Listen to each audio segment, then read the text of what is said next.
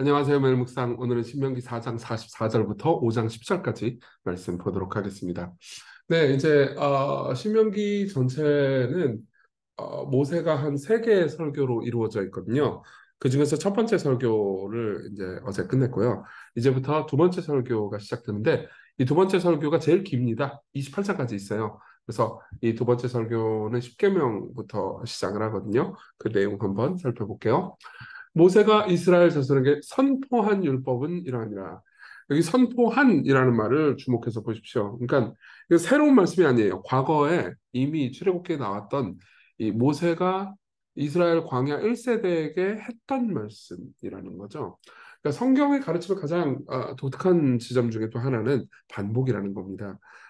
우리는 계속해서 새로운 정보가 우리를 변화시킨다고 생각하지만 실제로 그렇지 않아요. 그리고 우리가 새로운 정보라고 해서 뭐 최신 과학이나 뭐 의학이나 혹은 뭐 심리학 특히 이런 곳에서 나오는 정보들은 또 과거의 내용의 재반복인 경우도 많습니다.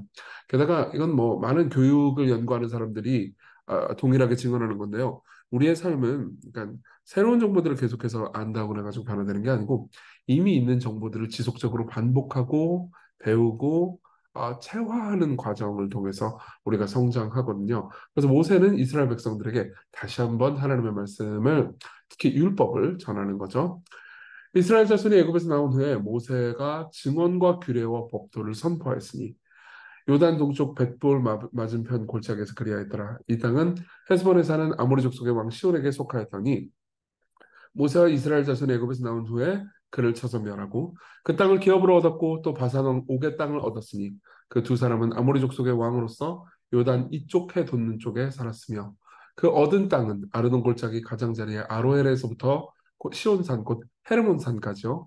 요단 이쪽 곳 그 동쪽 온 아라바니 비스가 기슭 아래 아라바의 바다까지니라. 그러니까 이제 어느 곳에서 말씀을 전하는지에 대해서 이제 모세가 어느 곳에서 전하는지에 대해서 말해주면서 이제 이번에 이제 말씀을 전하는 내용은 모세가 이제 새로 얻은 땅에서 이제 전하는 말씀이다.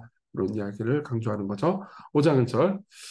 모세가 온 이스라엘을 불러 그들에게 이르되 이스라엘아 오늘 내가 너희의 귀에 말하는 규례와 법도를 듣고 그것을 배우며 지켜 행하라. 그러니까 이걸 단순히 듣기만 하면 안 되고요. 지속적으로 배우고 익혀야 되는 겁니다. 그리고 진짜로 이 말씀을 이해하려면은 행해야만 이 말씀을 이해할 수 있는 거죠. 사실은 율법은요 어떤 의미에서 그러니까 이게 좀 비유가 좀 그럴 수 있지만 스포츠하고도 비슷해요. 제가 이제 요즘 좀 잘 안 치긴 하지만 탁구를 좀 연습을 했는데 탁구 교본도 있어요. 그거 보면은 뭘 어떻게 뭐 채를 어떻게 잡아라, 어떻게 팔을 올려라, 이걸 땡기면 안 된다, 뭐 이런 말들이 다 있단 말이에요. 그럼 그런 걸 들으면 어떻게 되느냐? 들으면 이해하죠. 예. 근데 배우고 원리를 이해할 뿐만 아니라 계속 행해야 이걸 내가 결국 알게 되는 거잖아요. 율법도 똑같아요. 그러니까 십계명의 말씀도 듣고 배울 뿐만 아니라 지속적으로 우리가 순종하고 행하지 않잖아요. 그럼 이걸 알 방법이 없습니다. 그러니까 또 말씀해 주시는 거예요. 우리 하나님 여호와께서 호렙산에서 우리와 언약을 세우셨나니 이 언약은 여호와께서 우리 조상들과 세우신 것이 아니요 오늘 여기 살아있는 우리 곧 우리와 세우신 것이라. 그러니까 이게 과거에만 너희들의 조상들에게만 했던 말씀이라고 생각하지 말라는 거죠. 오늘 지금 그러니까 지금 이건 출애굽기 2세대거든요. 이 2세대 너희들하고도 세우신 언약이다. 그러니까 과거의 말씀이라고 생각하지 말아라 이렇게 얘기하는 겁니다. 이건 지금 우리에게도 똑같은 거죠. 예수 그리스도 안에 있는 사람들은 모두 하나님의 언약 백성이라고 말할 수 있는 사람들이거든요. 그 사람들 역시 똑같이 이 말씀에 적용이 되는 겁니다. 그러니까 이거는 우리 오늘의 말씀인 거죠. 여호와께서 산 위 불 가운데서 너희와 대면하여 말씀하시네. 그때 너희가 불을 두려워하여 산에 오르지 못하므로 내가 여호와 너희 중간에 서서 여호와의 말씀을 너희에게 전하노라. 여호와께서 이르시되. 그러니까 이제 모세가 중보자로서 전하는데 하나님께서 뭐라고 말씀하시냐? 이제부터 십계명이 시작됩니다. 나는 너를 애굽 땅 종되었던 집에서 인도하여 낸 내 하나님 여호와라. 나 외에는 다른 신들을 내게 두지 말라. 자 보세요. 7절은요. 1계명을 말하고 있죠. 나 외에는 다른 신을 내게 두지 말라. 근데 그 위에 보면 뭐라고 나와 있어요? 나는 너를 애굽 땅 종되었던 집에서 인도하여 낸 내 하나님 여호와라. 그러니까 하나님께서 일단 이스라엘 백성들을 구원을 해주신 다음에 그 다음 1계명을 주시죠. 예. 좀 이따 얘기하겠지만 이것은 우리가 구원을 받기 위한 조건으로 십계명을 주신 게 아니고 그리고 일단 우리를 구원해 주시고 어떻게 살아야 하는지를 가르쳐 주시기 위해서 십계명을 주셨다는 것을 말해 주는 거죠. 너는 자기를 위하여 새긴 우상을 만들지 말고 위로 하늘에 있는 것이라 아래로 땅에 있는 것이라 땅 및 물속에 있는 것에 어떤 형상도 만들지 말며. 이건 이계명이에요. 그러니까 1계명과 2계명의 차이를 좀 말씀드릴게요. 1계명은 뭐냐면은 하나님 외에 다른 신을 섬기지 말라는 거예요. 근데 2계명은 뭐냐면은 하나님을 섬길 때 나는 하나님을 섬깁니다. 라고 하는데 우상, 뭐 물고기나 땅밑이나 뭐 이런 여러 가지 우상들을 만들면 안 된다는 겁니다. 이게 1계명과 2계명의 차이예요. 그리고 이 차이를 인식하는 것은 굉장히 중요합니다. 왜냐하면은 내가 하나님 섬깁니다. 라고 말하면서 금송아지를 만들어요. 그러면은 그게 하나님은 아니거든요. 예. 근데 하나님은 지금 그럼 여러분들 입장에서는 뭐 그건 이제 고대의 이야기고 뭐 나는 금송아지 만든 적도 없다. 만들 돈도 없고 나는 그냥 하나님만 잘 섬긴다라고 말해도 보세요. 그들이 왜 금송아지를 만들었겠어요? 예. 금송아지가 하나님이 금송아지처럼 생겼기 때문에 금송아지를 만들었던 건 아닙니다. 금송아지는 당시에 힘과 다산의 상징이었어요. 그러니까는 그들은 그렇게 생각했던 거예요. 하나님이 어떤 분이냐? 힘세고 우리한테 능력을 주고 그리고 애 많이 낳게 해주고 돈 많이 벌어주는 존재로 생각했던 거죠. 그러니까 하나님 여호와 하나님이라고 이름을 부른다 하더라도 그 여호와 하나님을 여호와가 가르쳐 주신 대로 이해하지 않으면 다른 하나님을 섬기게 되겠죠. 그렇죠? 여러분 생각해 보세요. 나 이정규라는 사람이랑 친해. 오, 그래? 그 사람 어떤 사람인데? 그 사람 뭐 날씬하고 키가 크고 잘생기고 그러면 여러분들 당장 뭐라고 했어요? 다른 사람인데? 이렇게 얘기할 거 아니에요. 그렇죠? 다른 사람이란 말이에요. 다른 사람. 여러분들이 아는 이정규 아니란 말이에요. 그러니까 이름을 똑같이 여호와라고 해도 하나님은 힘세고 뭐 내가 시키는 거 걱실걱실 잘하는 기도 응답 많이 해주는 그런 신이지 이렇게 생각하면 여러분들은 고대 근동의 이방 신들과 똑같이 하나님을 섬기게 되는 겁니다. 그러니까 하나님이 가르쳐 준 방식대로 섬기지 않게 되는 거죠. 네. 그러니까 이계명은 뭐냐면 하나님이 가르쳐 주신 방식대로 섬기라라고 말하는 거예요. 그러면서 그것들, 그러니까 니들이 만든 하나님, 여호와라고 불러도 니들이 만든 하나님을 절하지 말고 섬기지 말아라. 네 하나님 여호와는 질투하는 하나님인즉 나를 미워하는 자의 죄를 갚되 아버지로부터 아들에게로 3, 4대까지 이르게 하거니와 나를 사랑하고 내 계명을 지키는 자에게는 1000대까지 은혜를 베푸니라. 보세요. 그러니까 내가 하나님을 섬긴다 하더라도 하나님께서 가르쳐 주신 방식대로 섬기지 않잖아요. 그러면은 나는 사실 하나님을 미워하는 거죠. 이래서 우리가 말씀을 알아야 되는 거예요. 예. 여러분들이 아유 뭐 성경 읽는 것도 싫고 뭐 말씀 그 예배 가끔 가가지고 찬양 부르고 기도하고 그러면 되는 거 아니냐? 그럼 여러분들은 어떻게 되냐면은 여러분들이 만든 한 신을 섬기게 돼요. 예. 이 나름의 종교를 만들게 돼. 누구교, 뭐 정규교 이렇게 만들게 돼요. 실제로 난 기독교인입니다라고 말하지만 사실은 하나님을 제대로 이해하지 못하기 때문에 여러분들이 이방 종교, 이단 종교를 만들게 된다는 거죠. 자, 우리 빨리 적용을 해볼까요? 첫 번째로는 계명을 체화하는 겁니다. 아까 이미 말씀드렸죠. 모세가 십계명을 다시 말하는 이유는요. 우리가 계명을 듣고 한 번 듣고 이해할 뿐만 아니라 지속적으로 듣고 반복해서 어, 이해해야 하기 때문입니다. 그러니까 이 1계명과 2계명을 잘 생각해 보세요. 그리고 특별히 말씀을 우리가 지속적으로 들어야 한다는 것을 기억해 보십시다. 여러분들 입장에서는 이럴 수 있어요. 매일 묵상 매일 하시는 분들은 본문은 좀 달라지는데 맨날 똑같은 소리 하네. 좀 뭔 소리야. 이렇게 생각할 수 있을 거예요. 물론 그거는 이제 이정규라는 사람의 한계 때문일 수도 있습니다. 그것도 맞죠. 근데 여러분 보세요. 이 성경을 보잖아요. 끊임없이 여러 가지 내용들이 반복됩니다. 게다가 이 매일 묵상은 여러분들이 듣고 끝내라는 게 아니고 묵상하면서 스스로 또 말씀을 통해서 하나님을 발견하라는 의미이기도 하거든요.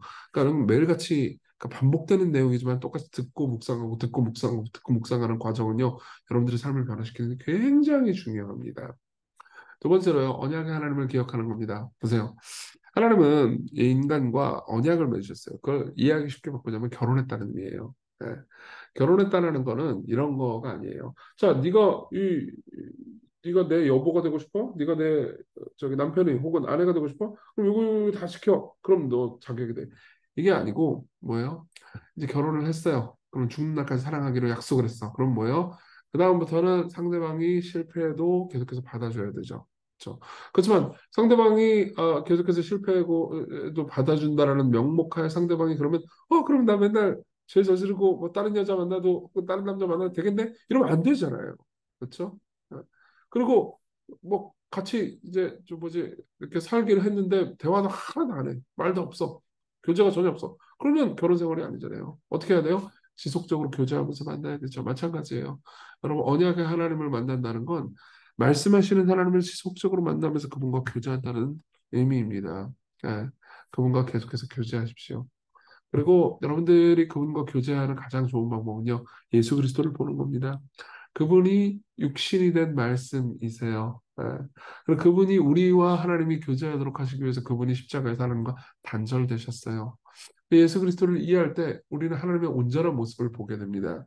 그리고 그 예수 그리스도를 통해서 우리는 하나님의 말씀을 어떻게 지켜야 되는지도 깨닫게 되죠.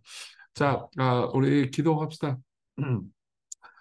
우리가 신을 멋대로 만드는 것이 아니고 하나님께서 가르쳐 주신 대로 하나님을 섬길 수 있게 해달라고 그리고 지속적으로 말씀을 매일같이 들으면서 말씀으로 내 영혼이 내 마음이 내 삶이 형성되게 해달라고 같이 기도합시다.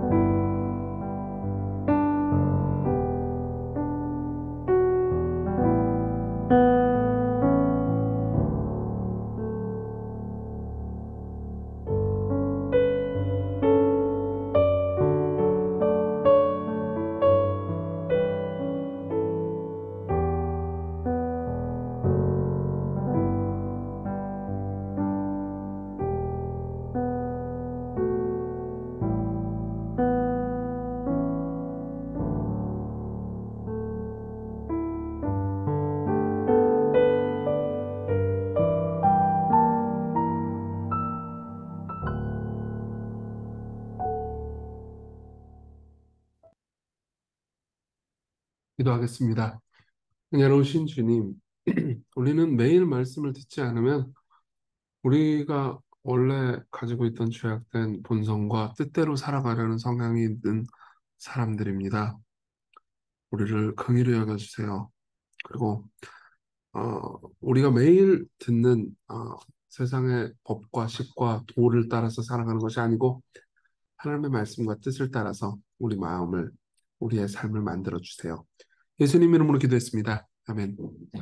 네, 은혜로 우리와 함께 하시는 하나님을 기뻐하시는 오늘 하루 되셨으면 좋겠습니다.